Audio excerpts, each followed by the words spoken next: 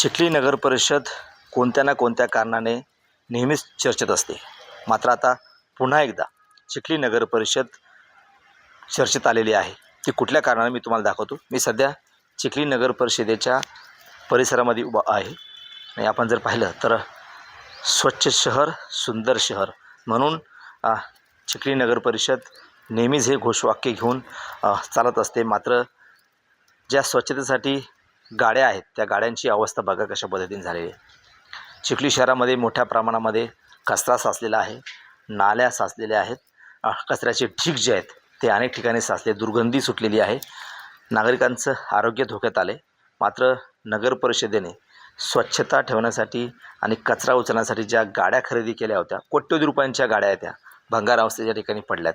आपण जर पाहिलं तर ही तुम्हाला एक गाडी दाखवतोय मी. अक्षरशः या गाडीचं म्हणजे बंद पडलेली होती. मात्र या गाडीचं अक्षरशः इंजिन जे आहे ते संपूर्णपणे चोरून नेल्याचं दिसते. सोबतच गाडीचे जे काही टायर आहेत टायरसुद्धा या ठिकाणून चोरून नेलेत. मात्र नगरपालिकेचा भोंगळ कारभार जो आहे तो पुन्हा एकदा चव्हाट्यावर आल्याचं आपल्याला दिसतंय. म्हणजे कोट्यवधी रुपयाच्या ह्या गाड्या ज्या आहेत ठिकठिकाणी नगर परिषदेच्या आवारामध्ये लावून ठेवलेल्या आहेत. मात्र शहरामध्ये अनेक ठिकाणी कचरा जो आहे तो साचलेला आहे.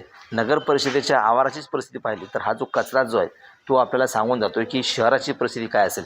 या गाड्यामध्ये सुद्धा मोठ्या प्रमाणामध्ये कचरा ठेवला आहे. मात्र याची स्वच्छतासुद्धा नगरपालिकेच्या कर्मचाऱ्यांना ठेवता येत नाही आहे.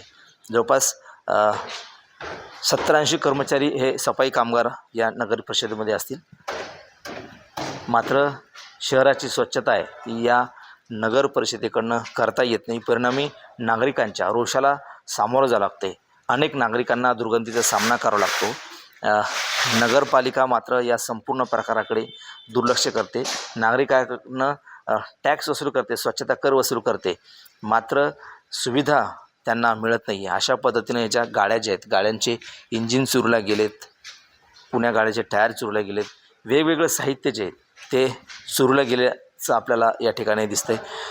एकंदरीत पाहिलं तर कोट्यवधी रुपयांचे हे जे साहित्य जे आहेत या ठिकाणी पडून आहे. मात्र नगरपालिकेचा भोंगळ कारभार जो आहे तो पुन्हा एकदा चव्हाट्यावर आल्याचं आपल्याला दिसत आहे. आणि याकडे आता वरिष्ठ लक्ष देऊन काय कारवाई करतात हे सुद्धा पाहणं महत्त्वाचं असणार आहे. कॅमेरामन निलय देशमुखसह गणेश सोळंकी, TV9 मराठी, चिखली, बुलढाणा.